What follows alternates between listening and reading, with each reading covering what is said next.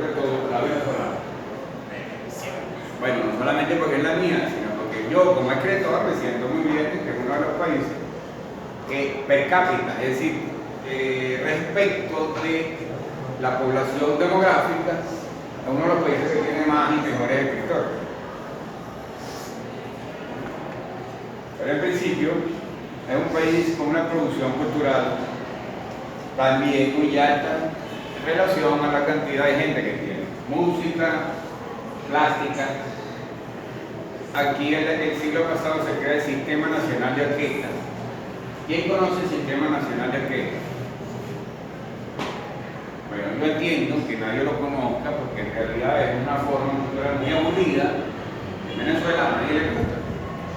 Pero el Sistema Nacional de Orquestas es el primero que ha logrado reunir en la historia de la humanidad a 12.000 músicos menores de 20 años en un mismo consejo.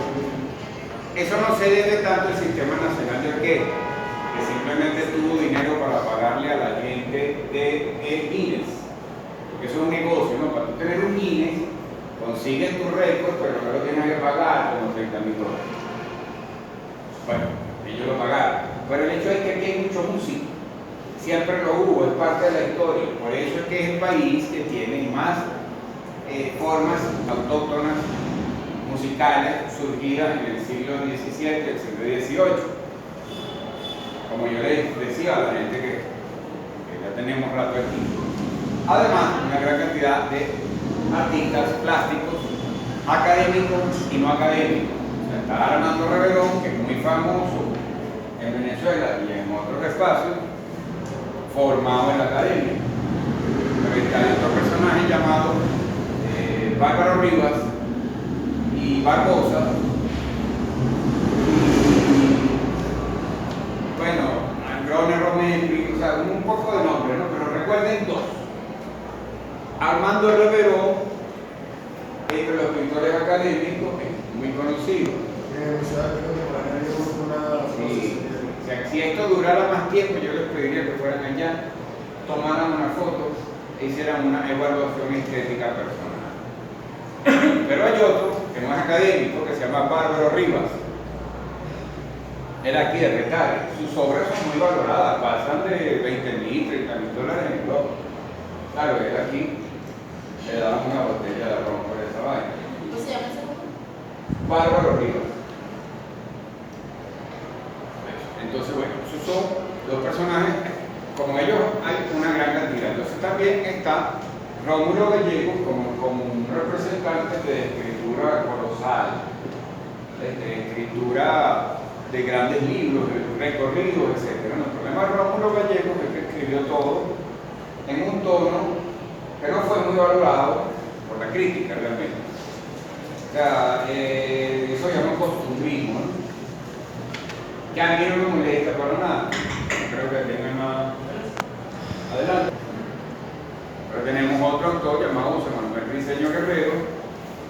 Mira, ya hay varios, ¿no? Ahí en realidad, pues, en cuanto a autores, hasta José Manuel Pocaterra. En el siglo XIX hay una mujer llamada Teresa de la Torre, que tiene una obra bellísima que se llama Memoria de Mamá Grande, que se la recomiendo a las mujeres y es corta, y en realidad se van a sorprender de lo fácil que se lee eso, aunque haya sido escrito por una mujer del siglo XIX en Venezuela. Pero se van a sorprender de lo cercano y de lo sencillo que es. Y es corto. Bueno, también un escritor como el profesor Arquimiro Serna, que tiene una novela publicada también por la editorial El Perro de La Habana. Ahorita. Y la lista de escritores es realmente larga. Orlando Araujo, Aquiles Nazoa. ¿Ustedes conocen a Aquiles Nazoa? ¿Quién conoce a Aquiles Nazoa? No lo conozco, pero he ido a la biblioteca que crearon un teléfono. El nombre lo conozco. Sí, aquí en la Plaza Bolívar hay una que también se llama Aquiles Nazoa. Pero tiene rato que no la abre. Hay uno baja las escaleras debajo de la tarima. Allá hay una, para que sepan, se llama Aquiles Nazoa. Un gran poeta venezolano que escribió poesía humorista, se puede decir. Pero por supuesto con un nivel cultural, un nivel de culto, de información actuación, muy depurado, ¿no? Gran poeta en Venezuela. El cine. Porque estamos claros, ¿no?, de que nuestra cultura va a definir nuestra esencia y gran parte de nuestra autoestima. Entonces vamos a hacer un recorrido general en la única clase que tengo para cumplir esa misión en la medida de lo posible. Que ustedes valoren la cultura venezolana más allá de el lamentable cliché en que se ha convertido los próceres. Porque por supuesto que eso fue una lucha digna y extraordinaria en el siglo XVIII venezolano. El periodo, no, ni siquiera el mismo siglo XIX, eso fue rapidísimo. Finales del 1700, 1800 y tanto es que empieza la independencia.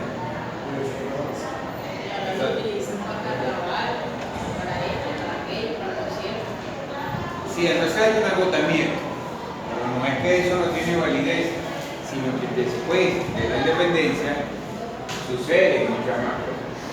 Sucede la gestación de todas estas ritmos que estoy diciendo. Sucede la gestación de una gastronomía que no se sabe que la había todavía en esa época. Las hallacas. Empezamos a ser uno de los países que tienen uno de los platos más complejos de preparar en el mundo. Tú pasas 2 días haciendo esa vaina. Y eso no pasa en casi ningún otro país. Los alemanes se caracterizan por la salchicha, por una cuestión del invierno. Eso es un embutido con grasa para sobrevivir, pero puedes comer con pan y lo calientas rápido. Y bueno, sabes que va a pasar varios meses sin necesitar nevera, bastaba con que ya tuviera eso cocinado. Tienen unas sopas y otras cosas bien sabrosas, pero toda esa vaina la hace rápido.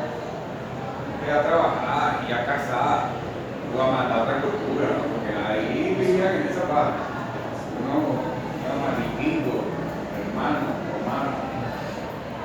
entonces mucho tiempo matando otra cultura y tenían que cocinar rápido. Como aquí no andamos matando otra cultura, pues no, decidimos dedicarnos 2 días a hacer yaca en diciembre y otro día a hacer la torreja y medio día con 3 de pernil. Y después a beber hasta el 31. Si después del 31, pues la pelazón como el 15 de diciembre ya hace que se ponga la vida. Más o menos, esa es la parte así más caricaturesca que podemos definir en la cultura, ¿no? Pero resulta que tiene mucho que ver con que no nos gusta realmente la guerra. Si acaso una coñacera por ahí no hay, pero no se caracteriza como un país que ha estimulado guerras regionales y como otros países. Entonces dedicamos mucho tiempo al hedonismo, placeres, a la relación, probablemente al sexo también, ¿verdad? Por eso existe el arquetipo ese, cliché internacional del Latin Lover, que no incluye. También, bueno, eso de las mujeres, la belleza de las mujeres, su dedicación, también, ¿no? Porque somos el país que ha ganado más multiverso.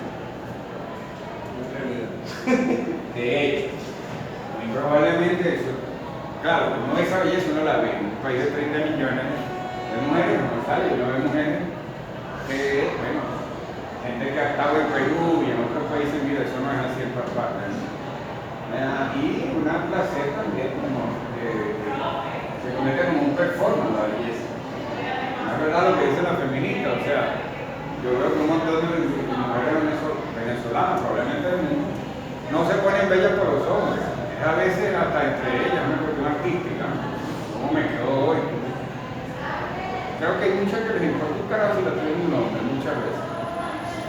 Pero hay un punto que cuando uno lo revisa, eso, más la comida, el tiempo que dedicamos a la comida, más el baile, entonces empieza uno a ver, por investigación antropológica, que está asociado a raíces culturales precolombinas, probablemente, de la región. Gran sociedades muy dedicadas también a actividades de ocio, de comprensión, de esparcimiento, cultura, muchas de las autóctonas, y bueno, y además llegó mezclado con una cultura española, pues parece que también es bastante hedonista, yo digo. ¿Me explico? Así nos vamos entendiendo un poco también, y vamos a ir entendiendo en virtudes nuestras, culturales, y valorando. Por ejemplo, que somos usualmente flojos o algo así, claro, no nos gusta la guerra. Y todos esos países donde se supone que son más disciplinados, pues claro, siempre querían terminar rápido de comer o de hacer cualquier vaina, pues ya matan poco de gente. O sea, si pretenden reducirlo a algo, tú le puedes responder así. Bueno, claro, eficiente primero matando un poco de gente, ahora que se la dan industrial. Y así era. Si uno lee la de ellos, la de nosotros, pues no, salvo por el lado español. Y que rapidito se dejaron de eso, ¿no? Tuvieron que estar 20 años con un energúmeno como Franco para darse cuenta de que tenían que agachar un poco la cabeza. Otra cultura, en realidad la cultura española, nosotros le debemos mucho, ¿no? Toda esa parte musical está bastante impregnada de música española. Esa parte musical de Venezuela, que es extraordinaria en el mundo. Por mucho más que esos 12.000 músicos que logró reunir. Pero ya es un signo claro, ¿no? Siempre fue un país, que revisa la historia, muchas escuelas musicales, los coros venezolanos muy conocidos en el mundo, las corales de universidades, muy conocidas en el mundo, viajaban mucho, lo sé de primera mano porque mi mamá estuvo en una de ellas, murió por cierto el 29 de diciembre, mi mamá, pero estuvo en un orfeón universitario. Y los universitarios de la Universidad Central de Venezuela, pero cada universidad tenía el suyo, colegios, instituciones, colegios de otras cosas que tenían su orfeón y colegios de música que tenían su orfeón. Es notable, es un número muy alto, mucha música hay en Venezuela. Somos un país altamente musical y además innato. Los músicos vienen de otros países y han hecho mención de eso. No me parece que dicen que nosotros hablamos cantadito. Además, En nuestra forma de hablar. y para uno va para afuera y nos dice, imagínate, cantadito, se dan esto. Pero para todo el mundo nosotros hablamos cantadito. Pues en realidad, como yo estoy en lingüística, es que tener un poco de conciencia de eso. Es decir, que nosotros todo lo tiene un énfasis, baja, viene, si uno se estudia lo mismo, en Venezuela resulta que tenemos toda clase de juegos a la verdad. Nunca hablamos llanos, siempre hay que inventar una, subir tono, bajarlo. A lo mejor hasta lo están viendo en mí mismo ahora, ¿no? Pero como no es familiar, adelante. Además de eso, bueno, ya ustedes saben que el gran adaptador del castellano a Latinoamérica es el venezolano, Andrés Bello. Quien logró desarrollar una gramática que nos libera de andar diciendo vosotros.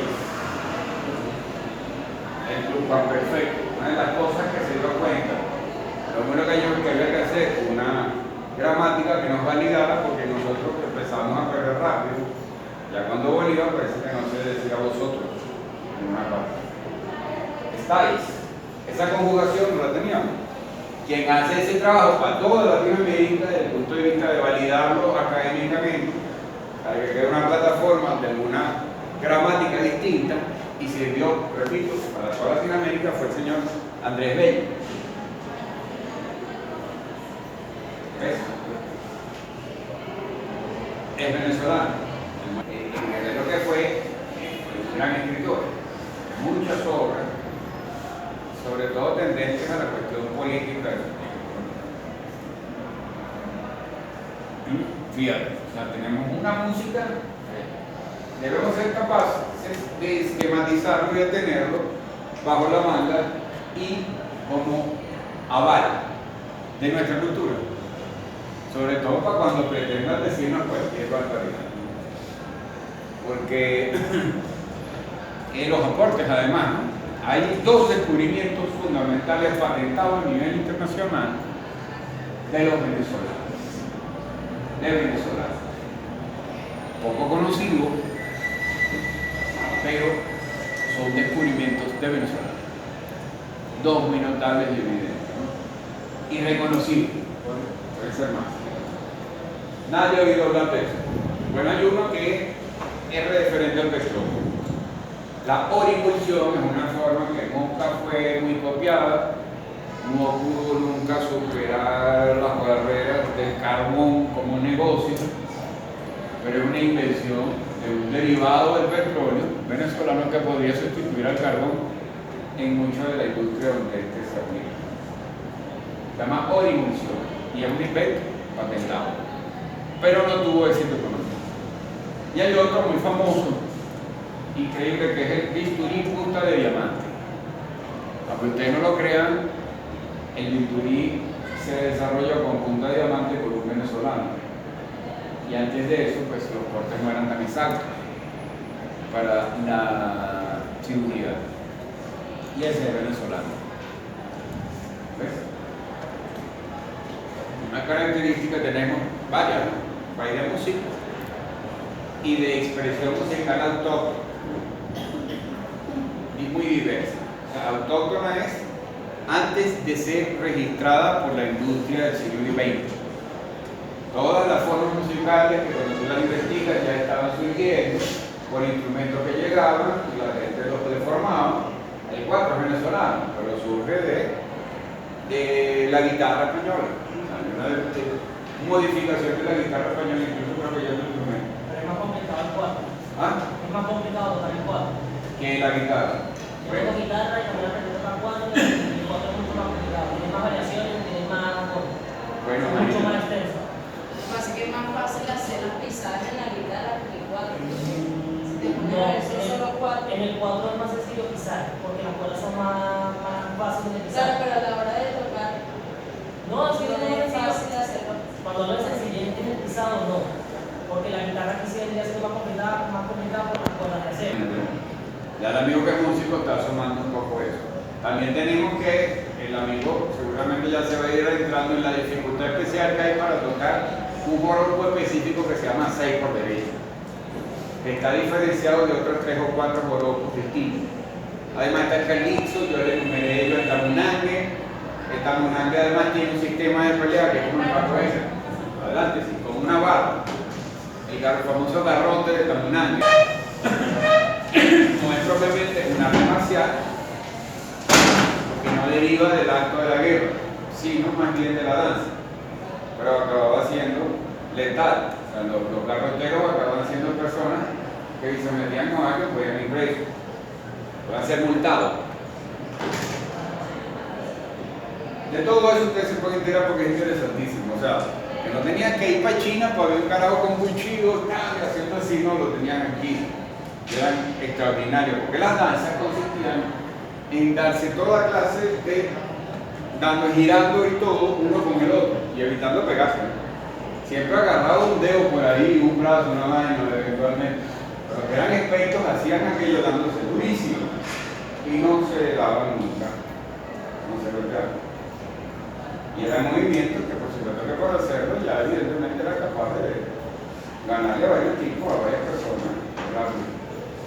Todo eso derivado de la música y del acto de la relación, de la búsqueda, de conversar en un clima muy favorable, donde no hay estaciones, donde no hay una necesidad tampoco de exactitud en el horario, porque eso también los venezolanos, todo el mundo sabe y nos vemos a las 5, mira. Ya más o menos depende de cómo te lo dijeron. De más o menos cuál fue el coro.